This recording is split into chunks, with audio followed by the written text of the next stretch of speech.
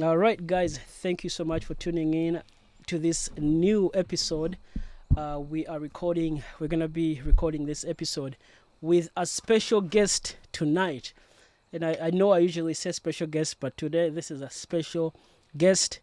My uncle, all the way from Copenhagen, Denmark. Yes. I think we're going to have a great time, but I'm going to start off by just asking him to introduce himself, tell us a little bit about himself, and then we're going to get going. All right? Yes. You are welcome in my studio. Thank you. I am so glad to be here, Paradise. Yes. This is my first time actually to be in the studios, the movable the studios, van, yeah. and it looks really different Yes. than the finished product. Yes. Yeah, I'm glad to be here. Yes, my name's Enoch, and I'm from Copenhagen, Denmark, like he said. Yeah. Yes. So, njagala tutandikire wano. Yes, sir. You're here in the US. Obulamu bwa US. For you, this is not your first time coming here. How many No. times have you been to the US? I think this is my second time. This is your second Yeah, time. my second time. And how to do you be like here. it here? Now, ekizibu ekibuuzo kirungi naye sisobola kugamba nti wano saagalawo because ekirooto kyange kuva buto nga ndoota nga baba naye ndituukako ddi mu Amerika era omulundi gwange ogwasooka mukulu wange yaŋŋamba otuuse nga ndi ku kisaawe yaŋŋamba otuuse ssebo mugamba ntuuse nagamba wesuneko like oleme kubeera nga olinga yeebase wesuneko ozuukuke nemugamba sinnabakikkiriza nti ndi ku JFK today ebbanga n'ebiseera bye nalootanga okubeera mu Amerika nga ndabanga ekirooto ekituukiridde but ate bwe natuukawo omutima gwange ne gukkakkana nnyo nembeera mukakamu nnyo neŋŋamba okay, this is the place I've been dreaming to come to and I'm here today, so I must tell you it's a great place. It's a great place. Yeah. So kati tubuleko ku lugendo lwo, you live in Denmark. Yep. Why Denmark? It's Denmark because first of all I think Mukama Katonda yasalawo mbeere Denmark because bwe ntunuulirako ebiseera eby'emabega nasooka kujja Denmark nasooka kujja France nembeerako France for some time ne banzizaayo Ne bakuzaayo Uganda? Ekyo kyakuyisa kitya? Oh my God. Kati ekyali kitya? Wali waka ne bakukima? Wali kukubo ng'otambula? No, actually it's funny nti nizo kugamba nti saayingira. Like I did not wakoma make ku any kisaawe? plan. Yes, nakoma ku kisaawe. It's such an interesting story, but bwe tutuuka ku kisaawe twali a group of people naye nga bw'omanyi migration processing and everything ne batasobola to processing through the system okuyingira ne batutawaanya ne batugamba you cannot enter, sente zammwe ze mulina tezimala and everything, so ne batulemesa okuyingira era ne mmalawo ndowooza nga 4-5 days Ku kisaawe? yeah and I was returned to Uganda. Naye mikwano gyange bakulu bange ne banzizaamu amaanyi nti tofaayo bino bwe bityo bya Bulaaya we bibeera. So my first time to come to Europe was France. Then the second time it was the Netherlands. Yeah. Then no ending up ngoli Denmark. Yeah, after coming to the Netherlands The first day watuuka Denmark. Yeah. Season yali, was it winter or? It was winter. How different? It was November. It was November. It was November. Obudde bwakuyisa buti obulamu bwa? Bubi nnyo. Bubi nnyo. Waliwo omwami we bamuyita Ivan namusiŋŋaana eyo Denmark. Omwami oyo yannyamba nnyo to go through the system and how to go about everything. Dawano dawali yanyamba nnyo era mu lugendo lwange olw'Ombulaaya I think he plays a very big role. Yandaga how to go about Denmark, how to work, how to find job, where to stay. Yeah, so yanyamba nnyo kati funny story yantunulira bwati nga nakajana ngamba muganda wangu unosobola I'm like what do you mean mbera ntya mu Kampala nesisobola wano but I did not know what he was because he had stayed here he had stayed in Denmark for quite some time around 3-4 years kati nesitegeera bulungi ngogamba onagamba kinze va Kampala ati omanye ekisesa every time wobero buli muntu ave Kampala alowooza mugezi aba amanyi yatuukiridde nendoza we yatuuka mu nakutunya n'agamba yangamba muganda wange ono osobola I'm like what do you mean jakusobola I'm okay you know he's this easy guy easy going and very very hardworking I've been around people who are really hardworking but mbadde sibeerangako na muntu akolanga ye era ebintu byonna byensinza okukola mu Denmark okumanya how to go about Denmark and how to manipulate about work and yandaga nnyo nnyo muganda wange kino kiriwe ekiti kino tukikola kola bwoti kino so one time yangamba wano mu Bulaaya wano tetulimba and I'm like what you mean ti wano mu Bulaaya tetulimba I'm like he could tell me things. I couldn't really not relate. It was hard for me coming from Uganda, thinking that we are going to hustle like Nangamba wano tetulimba. Wano tuogera amazima because amazima ge gayimirizaawo almost buli kimu. One time he teased me, nambuuza oliruddawa. Kati nali ndi waka and I delayed okufuluma ennyumba basi nendeka kati basi bwendeka ne mulimba nti ninye basi ntambula nzija nagamba okay olinye basi but because olwokuba yesisimu agimanyi yamanya nti okay bwaba alinye basi ni esawa bwezitindira kikabweziti so in 20 minutes or 15 minutes is gonna be here kati nze nali sinalinya ate ne mugamba nti nkoze eki my friend it was really hard for me to adjust to the system and know how things work.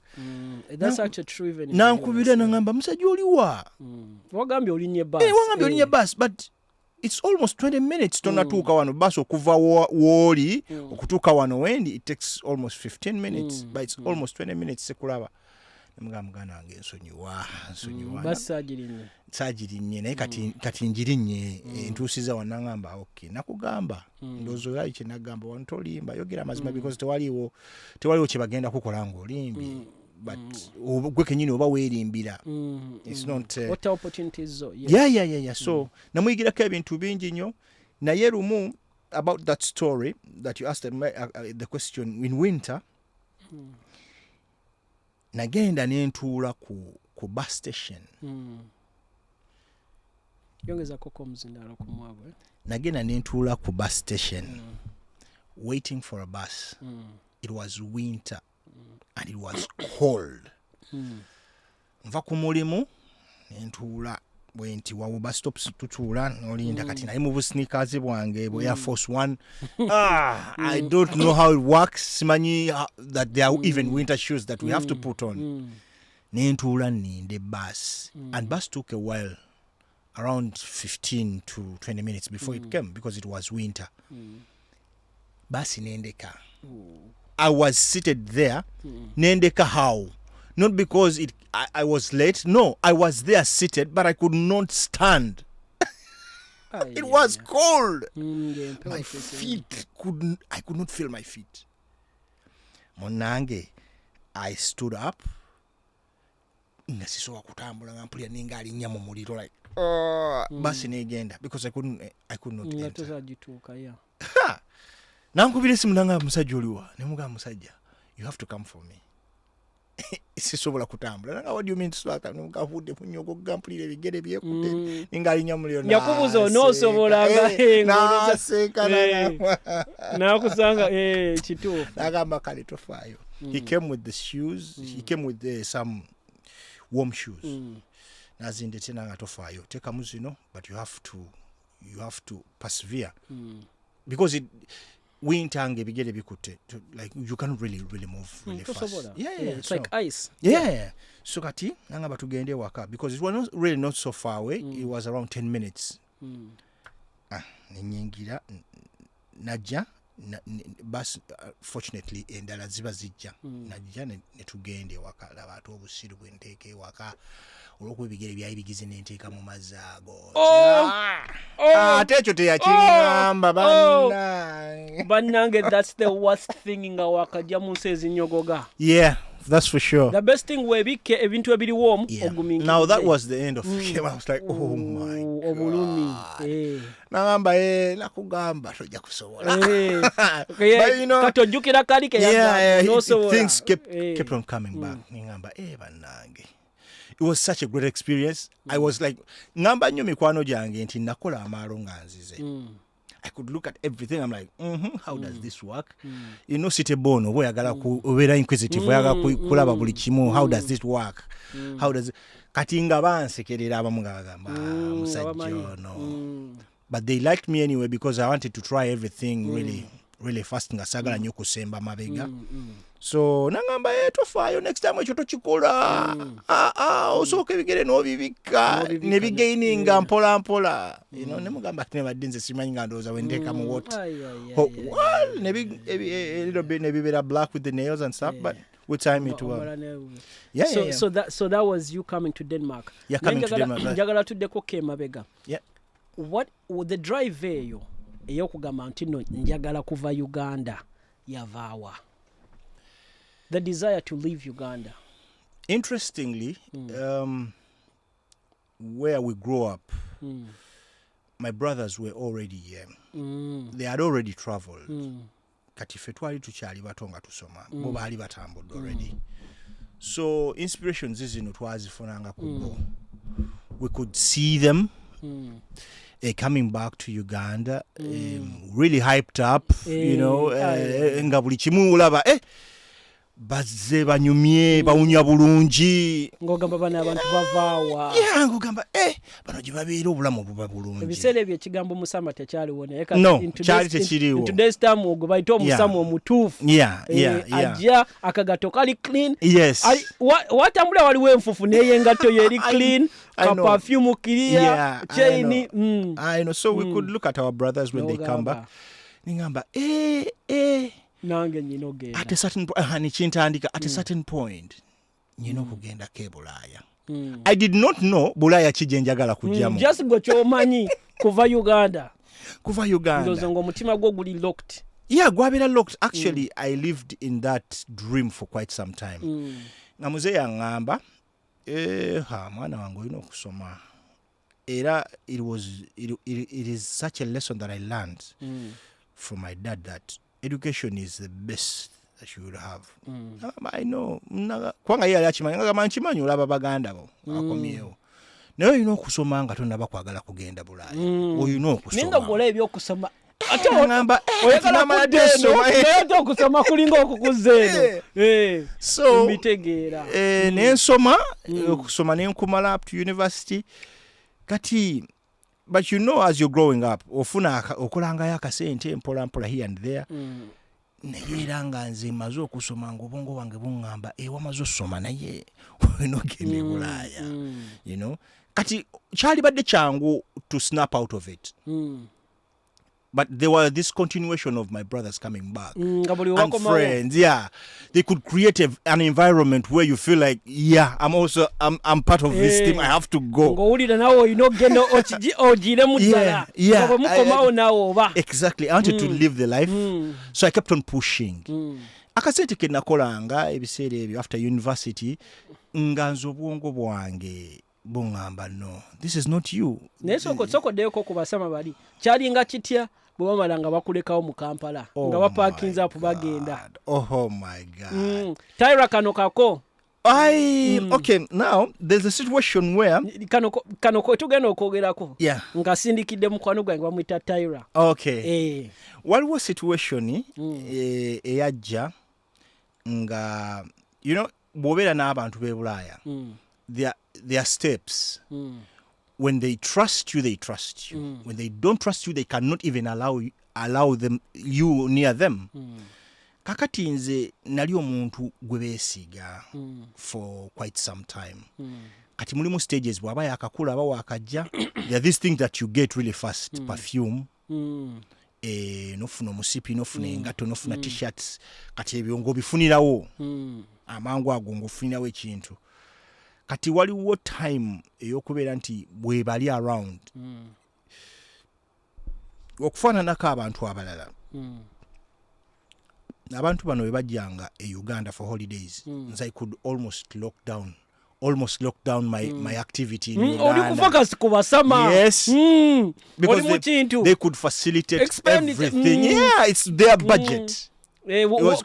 Woyina olinya kaboda kebbiri bakuwa kyetaano. Of course. So they could call me oli ludda wa linya boda sina mulinya boda nja kumuono you're like okay linya boda tugende kati boda ngekuletera 10,000 you know ebiseera byo nali mbeera ku Rubaga Road kati boda ekuletera 2,000 or and they could give you like 5,000 or 10,000 you know okay kati atenga no they could not really go into that yeah baganda bange ngate bafaayo nnyo abasama b'ennaku zino twakyukamu I understand ne kolinya boda nga yabbiri n'omugaa nkwala 15,000 but nensi gye twalimu then it was completely different the money was different it was different compared to now kubanga obulamu bwali si bwe bulungi ennyo but at the same time it was not so bad like it is now so nga bwe babeerawo embeera bannungi banzikakamu ate nange embeera different I could really be different olumba kuleteyo ku bugatto nawe ate nga mbwambala biseera nga webali ne ka perfume nene weekubamu so I could bwemutambulira wamu tetukwawula nawe olinga bo nyina mukwano gwange bamuyita Alex tukuze naye ku gundi awo naye Alex could tell me muganda wange akawowo nga kamutawaana wakajjewa awo ntegedde abasama bakomyewo so he could nga nkuba olwali ngamba abasama bakomyewo akapafyumu ako ssebo they could feel the environment so the vibe nawe kenyini attitude yebekyuka the vibe actually could extend to my friends to the people around me. I'll be like kuba nawe nti kati nawe ayagala ebbiri omuwa nawe beera n'Amerika oyo I could put on really beautiful sneakers and man it was really nice vibe and the most important thing was nti bwe bajjanga we really felt as family we really felt at home ogamba okay nange I have someone who is really out there so kyalinga kiseera kyakwesiima na kyakulabirako n'okutwagaza okukola ennyo naye nga bakomyawo eri dream ey'okudda ne bwe wandibadde ogirese kasita obalabako obanga abitemeddeko ettaka for a year and you know they could not all come at once but in intervals oba wakawumula ebirowoozo ne bakomawo so you could actually not lose it kubanga obanga awumuddemu mu gw'omukaaga ate ogw'ekkumi n'ogumu awo ne wabaawo ajja kati abanga addayo ate mu February awo so it was I think to me it was something that helped me at the same time to achieve what it is now. I can do better. Yeah, I can do better because they kept on pushing, they kept on telling me this is how it is. But sometimes era nga bwe nkugambye ebintu ebimu bibangamba nga ebiseera ebyo nga tebitegeerekeka like tebikola makulu nga tobitegeera bulungi until when I came here, until when I started living in Europe. So bintu nga sikutegedda obulamu yeah kati waliwo embeera endowooza gye tuba nayo ng'oli Uganda nti Bulaaya is all it is it's paradise tetujja mu media yes kwegamba nogamba abantu abali e Bulaaya the image they have they come with is really the life they are living, which was not true. It's something different. Nti omuntu azze mu holiday, really obulamu bw'aba living mu holiday, si bwe bulamu obwa ddala bwa living in real life. Bwe mugenda mu Sanvu Crystal n'asasula emitwalo nkaaga. Tasobola kikola all year through. It's just a vacation. No. Yeah, akikola for vacation and that's it. So ebintu ebyo byantwalira akabanga okutegeera. Nze nsobola okugamba nze omu ku bantu abafunanga obuyambi from family, from friends, naye nga tosobola kutegeera the gravity of the situation when they tell you binkuttemu katono because bw'obeera Uganda mentality ya Bulaaya is different. Ogamba abali bali mu ssente okusinziira ku bingeri gye bafaananamu bawunya bulungi balabika bulungi bambadde engoye ennungi kwegamba kyali kikyamu ffe okuinterpretinga ate nabwe tobanenya kyekyo kifaananyi ky'oba olabye nti oba obalabye bawunya bulungi engoye empya oba okitegeera kati nawe you assume munnange ate ne media kyekulaga kimakinga kyebakulaga ku ground so nze sirowooza nti oba mukyamu to think but era reality of course reality kicking in nawe ng'otuuse n'omanya nti okukola $100 of course those saving nga zizo nga ziri wano ebyo byenkugambye nti bye nategeera after nga nzize ne ngamba okay this is how it is kubanga ate bo I think compared ku bantu abaasooka okubeera e Bulaaya I think it was different to what it is now. Biseera biri ng'omuntu akusindikira $100 n'olaba nga really it's a lot of money and it could almost serve for 5 people. But right now $100 bazikuweereza omu n'owulira nga balinga bakuinsultinze, you know. So yeah, I wanted so much to leave, to snap out of it, but until I came here, that's when I realized, okay, actually ebintu bye bayogeranga byali bituufu, but we could not pay attention to it. Imagine someone asking you for $10,000 in Uganda, and you're like, Muganda wange mbere badde ekyankuttemu, but let me see at the end of the month maybe I can do something. Nagamba kale namusabye $10,000. Can you imagine $10,000 ali mu Bulaaya amaze emyaka 10? Now they start grading you, putting you on level. Amaze emyaka 10 tasobola kunfunira $10,000 Uganda.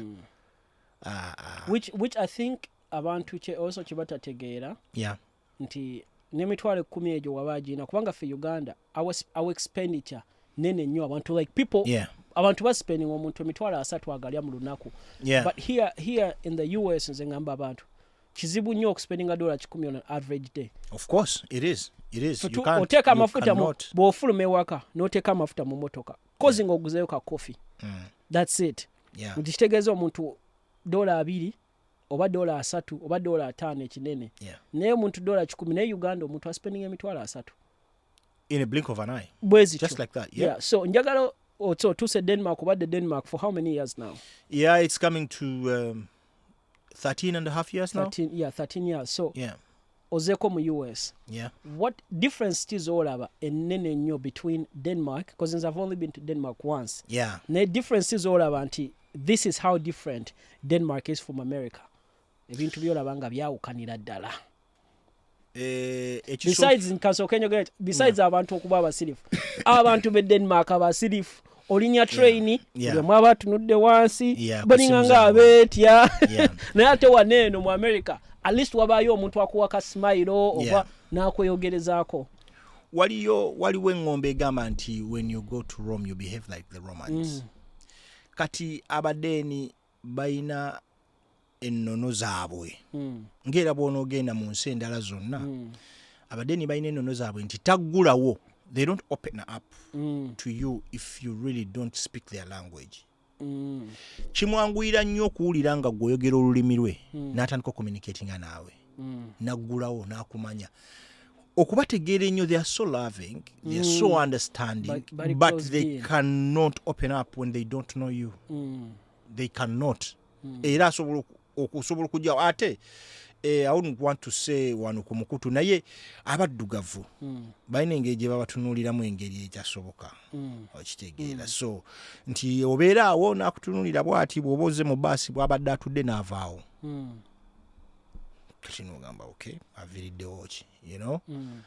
Naye nga okutunuulira ebyenjawulo ebiriwo Denmark bakwata mpola in their nature bakwata mpola nnyo bakakamu ng'abantu tebakaalamuka nnyo tebali crazy nga bw'oyinza ogamba no the US is crazy. The US is really abantu balo tebalina bugumiikiriza ate banyiga mangu bahonking. I've been driving today but ngombe ziringa ngombe all the time. Denmark ngombe tevugavuga nnyo bwetyo unless it's really that bad. Tebakuba nnyo ngombe n'olulimi ekyenjawulo kya olulimi lwabwe luzibumu ekintu kyakutwalira bbanga ky'oluyiga kyantwalamu akabanga nalusomwa kumala akabanga ndooza ka myaka ng'ebiri n'ekitundu. Yeah. Ng'ogenda mu ssomero oba nga weeyigiriza? Nga ngenda mu ssomero. Nga bakuyigiriza okuloogera. Ate bw'ogenda mu ssomero okuyiga olulimi. Soko yogambeko abantu basubscribinge ku eno channel. Yes, our viewers today. Muludeni si muluzungu. Muludeni ogenda kunswaza nnyo. Muludeni. Mu subscribe tekiriyo ndowooza. Anti kati mba nyina kimba siso asityogerezo. Ebigambo emu tebibaayo. Bisigalayo mu luzungu. Nga bwe tugamba mu Luganda.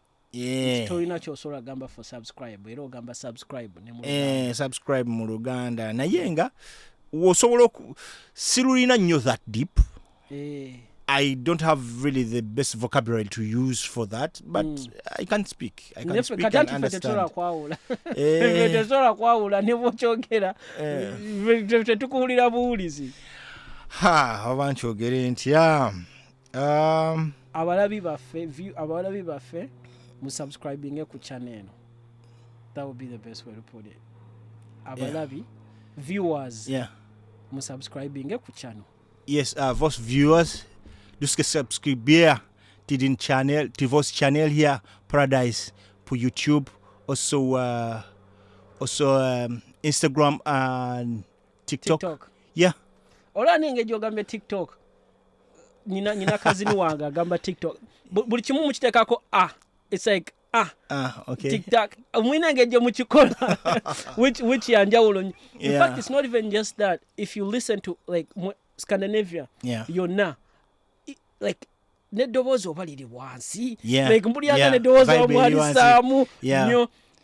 Kati wasanga waliwo omuwala kati waba tamanyi kintu ng'oba ali mu kusoma kintu ng'ayagala kigamba aga oba kitegeeza ki? It's like okay nkitegedde like eringa nga yo pose yaabwe kubanga bw'oba osomye olulimi oludeeni mbadde njagala kukigamba luli nti otandika okutegeera ennono zaabwe mu lulimi lwabwe otegeera ennono zaabwe otegeera enneeyisa yaabwe obategeera nnyo ng'otandisa okwogera olulimi lwabwe kubanga mu lulimi lwabwe mwe bakweka ebyabwe osobola okumanya nti asobola okwogera ekigambo ng'akyogedde mu kkakkamu naye nga kya bukambwe actually mu nnono yaabwe. Okitegedde nti nze olwaleero singa mba njogedde oba nga tubadde n'emikwano gyange ne ngamba hey hello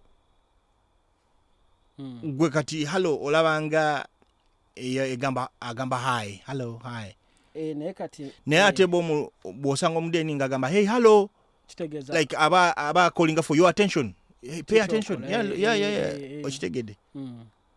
So bw'otandika okuyiga olulimi lwabwe otandika okumanya ennono zaabwe nga bwe beeyisa ate mugamba hi okugamba hi ate ne hi ne bye naye ba hi okitegedde. So ennono zaabwe zitegeera nnyo mu lulimi lwabwe obategeera nti ovudde olaba nti bw'oluyiga n'olwogera naye ne bw'oba oyogera luli broken akutwala ng'oli wa muwendo nnyo era akulaba ng'oli muntu ayagala okubeera nabo.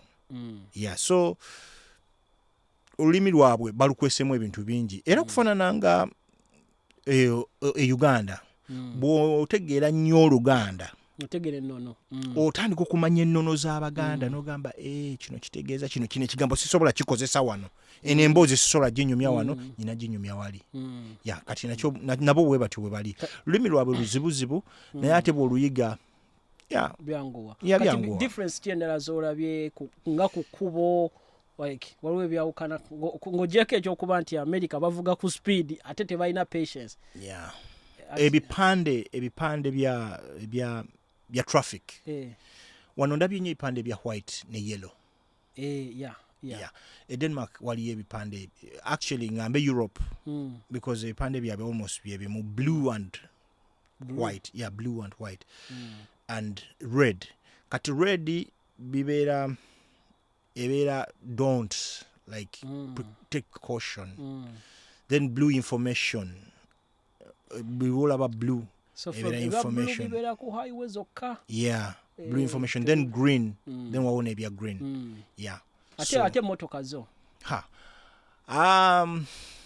enjawulo weeri bavuga nnyo emmotoka empya. Europe balina emmotoka empya nnyingi nnyo ez'amasannyalaze kati zizze nnyo ntono in size ya mmotoka ntono in size era ndowooza wazirabako entono ngoze emmotoka zaabwe ntono in size naye Abamerika balina emmotoka nnene zigulumidde laba neeno yennyini gye tulimu zigulumidde na recordingako lumu video nagikwatira waneeno so but saayogera nti ndi paka ku end we nagamba ndi mu van omusajja naŋŋamba sikiriza nsindikira ekifaananyi nga we love America kugamba so first of all we about feeding a consumerism buli muntu ali mu America alina ekirooto buli omu alowooza they're gonna be the greatest bw'oba oli mu America buli omu akola n'asala enviiri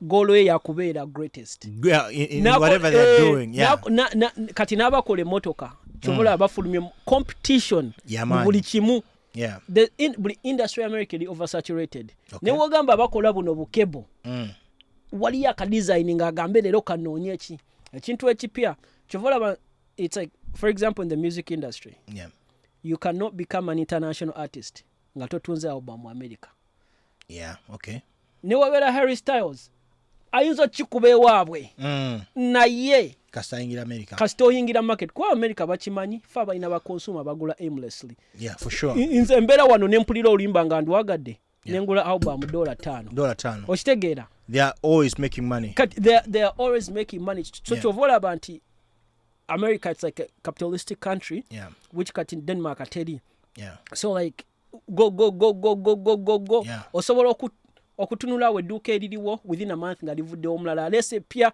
abitadde ku discount oba okitegeera so it's really fast kubanga in Denmark nsi ya bwakabaka nti ebintu ebisinga obwakabaka bwe bubirina nti musasula omusolo obwakabaka mubusasula omusolo obusuulu mu bufunze obusuulu buli muntu mu Denmark ng'okola olina okusasula obwakabaka tebiriko kusalawo kasitoba ng'okola emisoso egyo giba gitambula bakola system ng'emisoso gyabwe sente z'okola kulina kubako sente z'obwakabaka ate ezo sente ziba za bwakabaka tezibeera za government government kuba kati government yawa kati yoyinza okuyita federal government ate yo n'omusolo gwayo guli different so kiringa nga tugambe bwe yandigambye Uganda kabaka najjako ezize then n'odiringa neno government eriko nawo ne bakola ebyabwe naye nga kabaka ezize azitutte zigenze percentage nga kizaatwala wakabaka butwalanga 8 enena yalimba butwalanga 8% buli check 8% etaliko kubuuza wow 8% but 8% then federal government nekutwala 38 so that's a lot of money almost 50% basasula omusolo mungi naye ate mu kusasula omusolo ate ebintu bikolebwa like tolina wogenda kuwulira nti obiddwa nnyo babba kituufu olaba nga sente zigenda nnyo ez'omusolo mugamba bannange sente nga zonna bwe zikola zigenda mu musolo gyoko mukola ennyo gye bakoma okutwala ennyingi kituufu naye at least the way they facilitate or come back to you it's also but taking care of so much kubanga health care it's so beautiful bwolwala ogenda bugenzi mu ddwaliro buli muntu kyemmanyi mu bintu byensinga okwagala mu Denmark buli muntu ali mu Denmark alina omusawo do you understand now what it means imagine muli milioni 5 buli milioni 5 yenkananga ki population anti ndi mukulozaamu state erimu milioni 5 wano si Rhode Island state esinga obutono Rhode Island ina Denmark since Denmark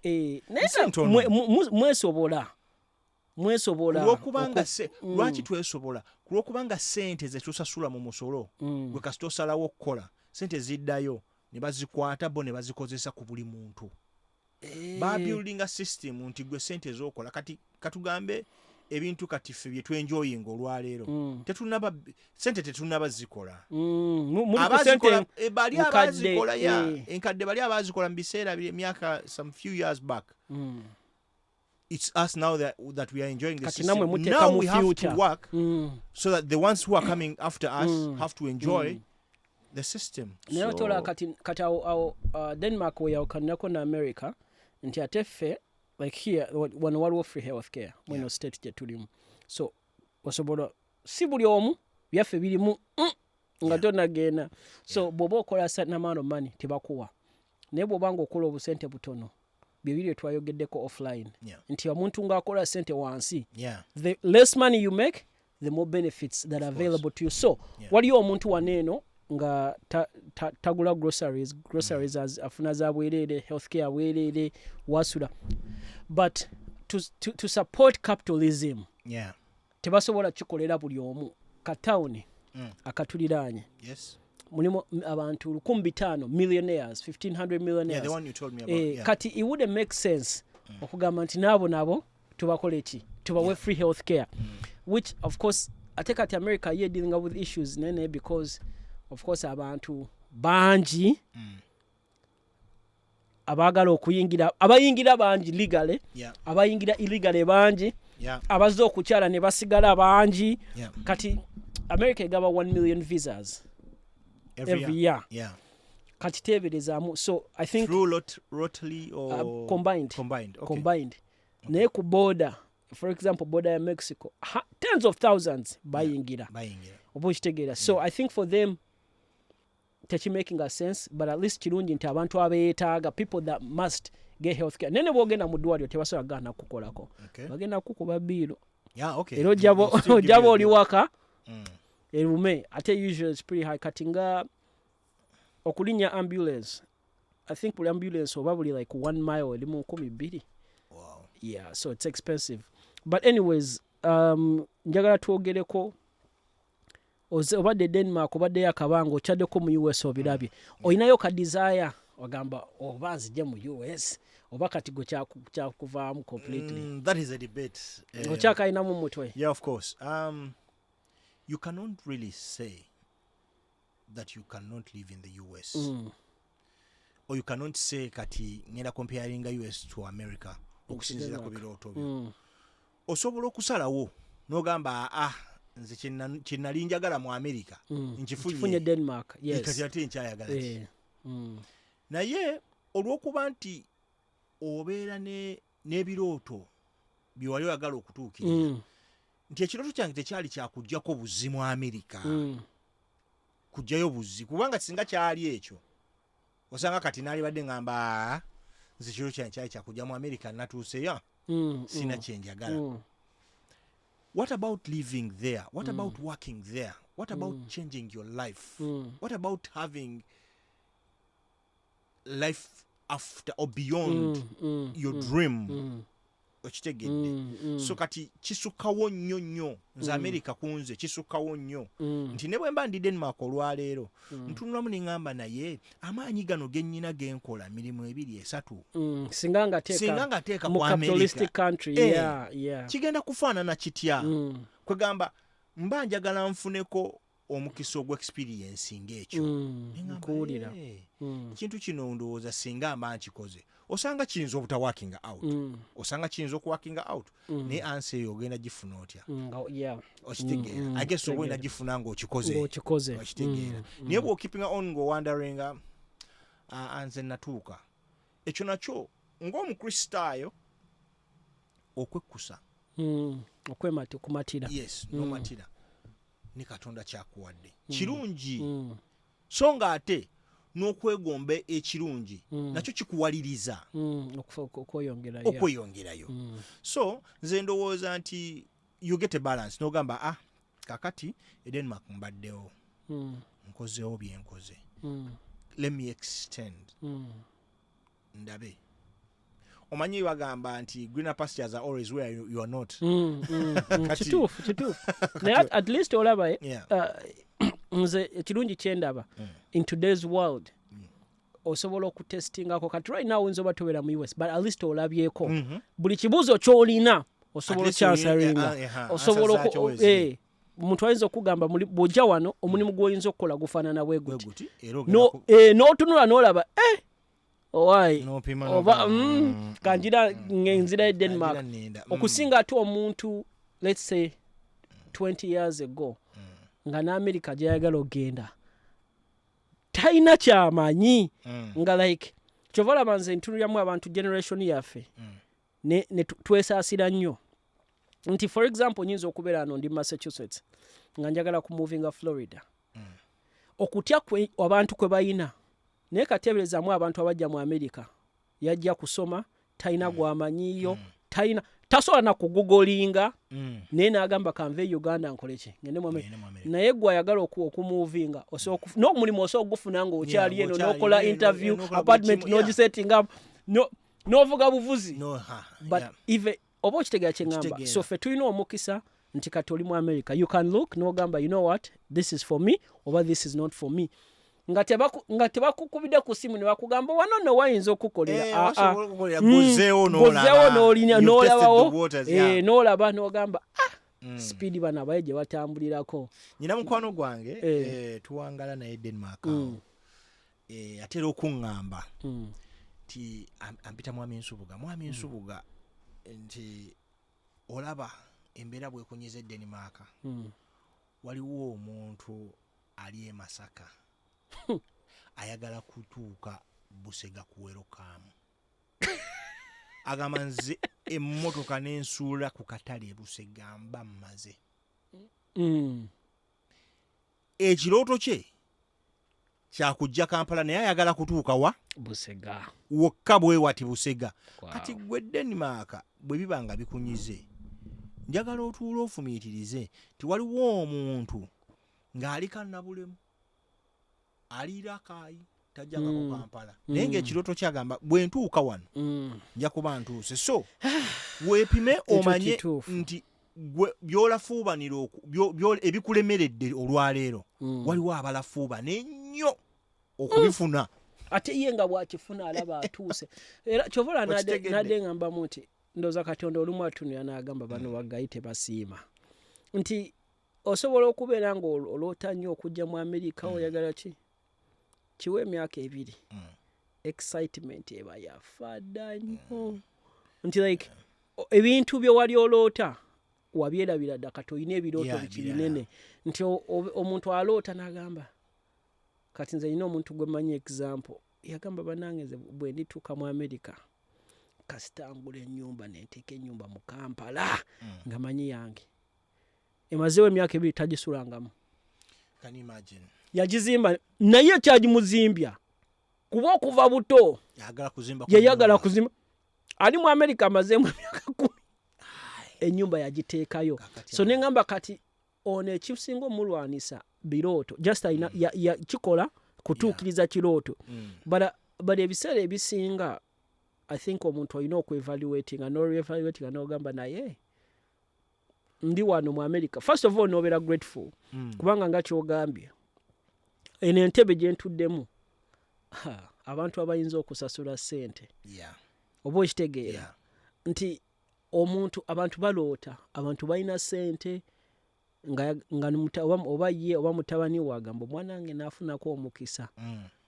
but you see people fa abantu tukowa mangu n'otuuka nga it's not a surprise nga tekikyakukyamula nakukyamula kituufu nti you can even say nvudde Denmark ebyo ebintu waliwo abantu bogereramu ne bakuwa ekifo ky'obukulembeze waliwo ekyalo kyo gy'ogenda mu bagambe nze mbadde mu America nzize kola nga ekyo kyokka kimala ofuuse chairman ku kyalo oyo ava Bulaaya yasomera Bulaaya ebbanga ddene lyamaze Bulaaya twali ku mukolo nagamba omwogezi twalina gwe tumanyi ne mugamba it's no need to mention tuva mu America ne twogera naye bulungi nagamba kale omuyayi wali wakamuwa muzindaalo excitement nga agamba manya nti abe Bulaaya nesibogerako nasoka nentinulira nga ye gayi gwe twogedde kyeyasooka okugamba banange njagala tuyimuke tukube ku bagenyi baffe abava mu America engalo n'asooka n'atusongako wali jukira oli mu butebe bwe buti bali bonna bayimuseko bakimanyi sibebbo kati ffeffe nga abatudde ne bamagamba be bano nogamba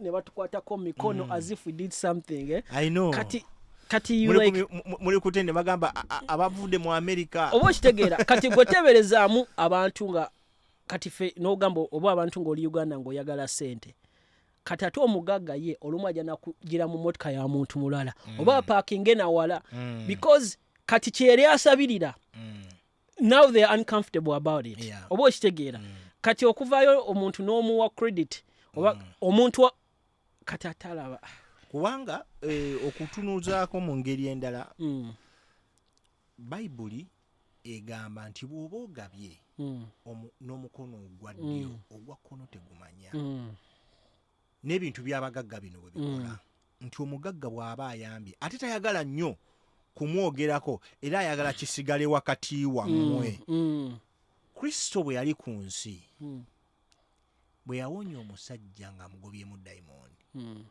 yamugamba genda totugoberera ffe omusajja agamba okuva n'olwaleero nakugoberera wemudda wenzira ngamba tekyetaagisa genda obulira abe wammwe so kubanga Kristo yalabanga ensonga esinga okubeera enkulu yono kubuulira abantu kiki Katonda kyamukoledde singa olwaleero nze nzija ku Paradise wano studios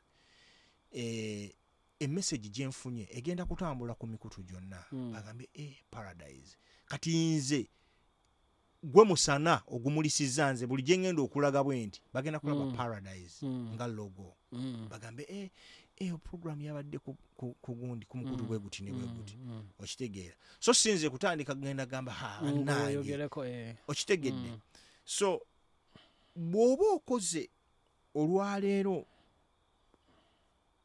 oyina okukyusa endowooza yo ng'omuntu nti bwemba nga mu myaka 10 nzize Bulaaya njagala kufuna ki bweweesetingira golo noga mu myaka 10 kino kyenjagala mu myaka 5 n'obeera ng'oli halfway of it webaza Mukama Katonda nti ne bw'oba tokyakiivinze olina wootuuse naye ensi we yatuteeka kati yatuteeka mu kiseera nti buli ssaawa tulina kubeera nga twagala kiri kyewaŋŋambyeko you always want something constant desire you always running for something nti wazaalibwa nga maama wo ne taata oba kugulidde engatto epeemu naye ate gwe bwewakula oyagala kubeera ne peya nga 6 zotasobola kwambala at the moment buli lunaku oyambala peya emu oyinza n'okumala emyezi 6 nga toyambadde yakubiri okitegeera so naye n'obeera nga te zonna ozirina toyagala zikuveeko zituddaawo tozambala tozigaba ate waliwo atalina ensi bweto bwetulidde obutamatira ndidde ni mwaka olwaleero nzize mu Amerika njagala mbeerewo kyokka bwe naatuuka mu Amerika njagala ngende e Canada bwe naatuuka e Canada ate njagala ngende e Japan musajja oyagala kubeera otya ensi Bayibuli etulabula obutalya nsi ensi obutatulya kutumalawo because there is nothing we are going to gain out of it naye buli lw'osettinga goals zo bwe nkugambye nti ebirooto byo n'ogamba ekirooto kyange kyakubeerako mu Amerika n'enkolerayo nkoleddeyo this is enough kantambule ngende Mukama atuwadde omukisa mu ngeri ez'enjawulo nti nayagala okubeera e Bulaaya nze sirowoozangako kubeera Denmark mu Bulaaya nti ngenda kubeera Denmark gye nja okubeera ekirooto kyange kyali kyakubeera mu Amerika era nga ngamba ze baba banyimye visa balinga banyimye visa ya nsi zonna kumbe banyimye etya emu ya Amerika yokka I could always try Sweden, Denmark, Netherlands, Germany, UK naye nze bwe banyimanga Amerika nga nsanyalala olw'ekirooto kiri kinabeerangamu and I was locked in ngamba America naye imagine singa saalookinga bwongo bwange ku America ngamba okay anywhere let me try my luck esente zinali spendinze kukugoba visa ya America bwe nayi spendinze ogobe ya UK osanga nayi gifuniddewo oba bwe nayi spendinze ku ya Denmark oba Netherlands nayi gifuniddewo okitegeera kubanga olunaku lwe nasooka okusaba visa ya Europe nagifunirawo the first time nga teriiko kwetoloola even the second time when nagenda era ne bagimpeerawo nga tewaliwo kwetoloola. So I was like thinking outside the box, outside your dream, outside your limitations. Because buli muntu wali aina wali limited to aina demarcations agamba I can nze kino kyekyange, this is what I do. Era balabagamba think outside the box. You know, kati saawa zino okujja wano nfunye omukisa munene nnyo to think outside the box. I am here in the US nzize kulaba how things work. Ensi abantu beeyisa batya, you know. Kati after going back in Denmark, I will realize after going back in Denmark how blessed I am in Denmark. Ngenda be realizing aluvanyuma nga nzize Denmark ngambe ku bintu byenda byate wano kale kwe okitegedde nga maze kuddayo tosobola kiraba kati saawa zino nga ndi wano mu America nyinza obutamanya privileges muntu kizaalina kiringanga maze kujja kiringabo abantu abasomerako mu kisulo bw'obeera mu kisulo oyagala kuddaka bw'obeera waka ogamba njagala ya kituufu so twalitiga mukama tuyambe tumatire because at the end of the day ebintu byonna byansi ate mu kumatira okwo just gratitude kyeki mu Luganda gratitude okufuna okumatizibwa gratitude kiringanga ngambe ano okusiima Luganda is not Luganda. Of course it's not Luganda.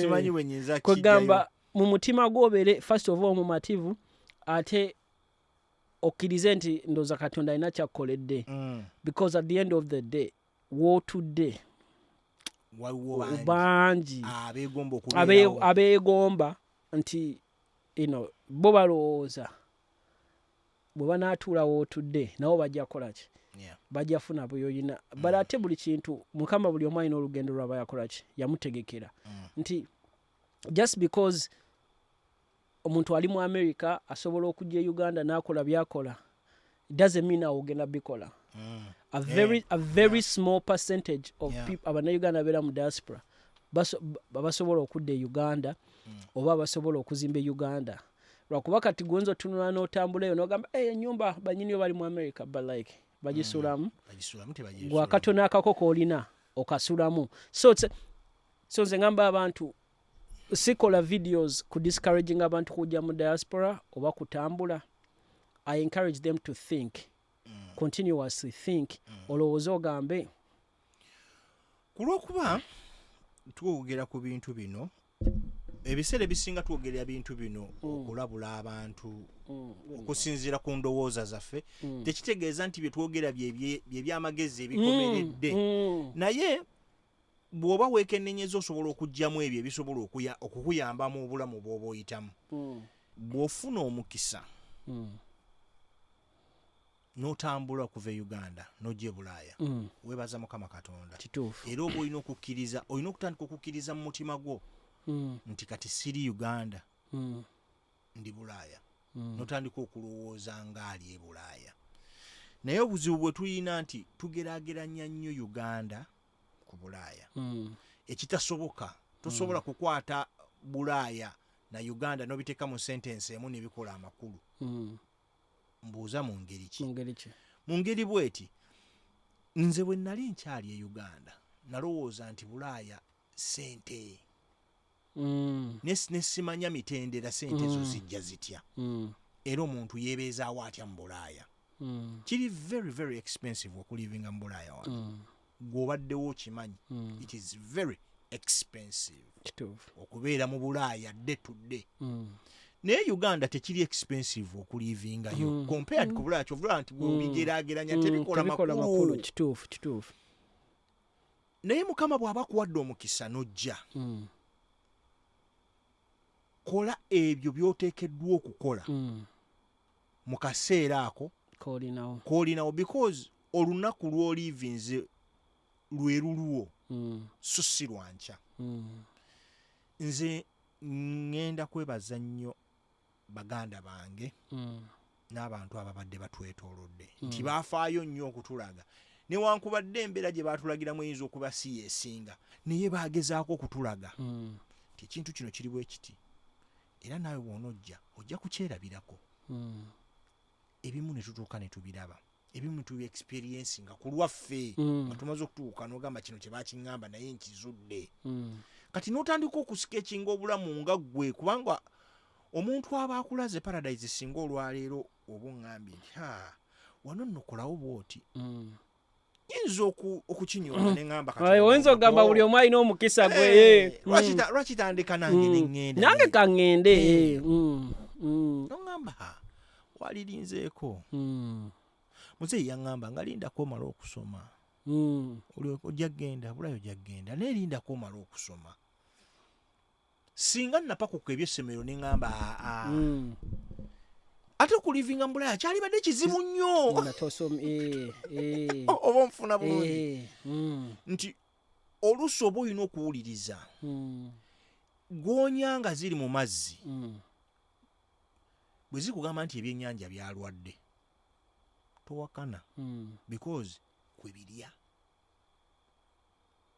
Kati bw'olaba nga goonya zigamba ebyennyanja bya muno byalwala omanya tebikyalina kubanga bifiidinga ku byannyanja okitegeera. So newankubadde ekiseera ekyo goonya we zikugambidde nti ebyennyanja birwadde kiyinza okubeera ekiseera ekikyamu olina okukakkana n'omanya nti goonya ziba mu mazzi so zirina moral authority okubuulira ebifa muki mu mazzi.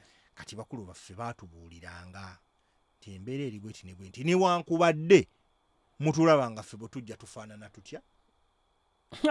Okitegedde ekyo ekintu kizibu nnyo kyekyo kiba kizibu nnyo okuteekera era Mukama bw'akuwa omukisa ansi ezo osobola kuzifuna ng'ate ggoze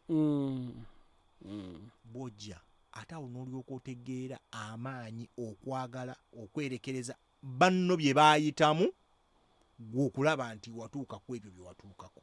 Nze gwe mukisa gwe nnyina eriba bakulu bange mbenyumirizaamu nnyo nti ensobi nze naalikoze nnyingi nnyo naddala mu Bulaaya wano naye babaddewo waliwo omu ku bo yaŋŋamba gwe nno ofunye omukisa ffe weetuli naye ffe bwe twabeereranga ggwe ate tetwalina twebuuza baali ekitegeera naye nga tumaliriza njagala oyogereko kino ekibuuzo ntera okibuuza abantu singa omuntu tubulireyo ku muntu gwe wandigambye kategori kyo y'omuntu gwe wandigambye nti singa oli Uganda gwe sooka olindeko okujja e Bulaaya muntu ki nze nja ku example gwempa nze ngamba omuntu nga oyina omukyala n'abaana ng'abaana bato nnyo ngamba nga ba myezi 2 oba gwe wandigambye y'omuntu ajje ajja talina mpapula. Okusookera ddala omuntu ateekeddwa okujja e Bulaaya gwe naaligambye nti gwe jangu ng'omaze okusoma nga tonnafuna buvunaanyizibwa. Bwe ngamba obuvunaanyizibwa njogera ku mukyala n'abaana kale oyinza okuba ng'olina omukyala naye nga tonnafuna mugugu gw'abaana gwe jangu tandika okutetenkanya. Mukama bw'aba akusaasidde nnyo n'akuwa omukisa n'ofuna osobola okuddayo mukyala wo n'omusanga awo nawo waliwo discussion ya lunaku lulala ngisagala kuyingiramu kati keyword n'omusanga naye ng'akulinze waliwo omusanga naye nga yagenda dda n'omusanga ng'akyaliwo naye nga taliiwo. Ensonga eyo nkulu kati gw'osobola okujja because ibintu bingi nnyo bisobola okukyuka. Of course ne bw'oba olina omwana omu ate n'omuwere omwana omu osobola okujja naye nga wa bbanga ki muwere wa myezi 2 myezi 3 ekyo kirimu scenarios 2 nyinza okubeera ng'enteekateeka yange bulijjo ebadde yakutambula naye ate omwana najja in between nga nnyina enteekateeka y'okutambula plan already weeri mu pipeline laba bwe biyitamu ng'omwana yakazaalibwa nsigale kulwokubanga ebiseera ebisinga ekikuplaningisa nze mu ndowooza yange ekikuplaningisa okufuluma oluusi eyinza okubeera nga mbeera mbi oyagala kukyusaako bikyukemu, oluusi eyinza okubeera nga pleasure oyagala genda bugenzi ekyo kyosobola okustopinga, eyinza okubeera nga education yekutwala bakuwa scholarship, yes bakuwa scholarship etuuse omwana we agenda kuzaalibwa, ekyo no tosobola kiyimiriza. Naye bw'oba olina omukisa gwonna ogutambula n'omwana wo, genda n'omwana wo. Bw'oba olina omukisa gwonna ng'osobola okutambula n'omwana wo, tambula naye. Omukisa weewaawo bwe guba nga teguzze, saba nnyo Mukama Katonda akuyambe oleme kumenya lutindo wakati wo na mwana oyo. Because omwana oyo singa kakutanda n'akula nga gwe gy'olaze ku mawanga embeera tekutambulidde bulungi, ayinza obutakumanya n'obutakutegeera nako nti wali obadde ku nsi. Abamu batera okunyumya ne bagamba nti nze nakowa taata w'oku ssimu, buli ssaawa abeera ku ssimu talabikako. Ne kimumenya omwana ye mu position ye, ekyo kyalaba si lwakuba nti ayagala kuvvoola oba okkuza wansi, no, n'ekyo kyalaba yeba reality eriwo. Yes, yeba reality eriwo. So n'alirowoozeza nti ng'abazadde obuta breakinga nkola eyo eri baana. Bw'oba osobodde okugenda naye genda naye, bw'oba tosobodde n'okola Mukama n'akusaasira n'otereeza gaapu eyo gishielding really fast. Nga tumaliriza, yes banange njagala okwebaza omugenyi waffe all the way from Denmark. Webale nnyo okujja, obudde bugenze naye olinayo akatalekeka. Yes, akatalekeka. First of all njagala kusindika greetings to everyone in Copenhagen. Varan hadude. Yes, mbabuuzizaako mwenna mikwano gyange bempangala nabo, family mwenna, ndi wano mu America, ndi mu Paradise Studios.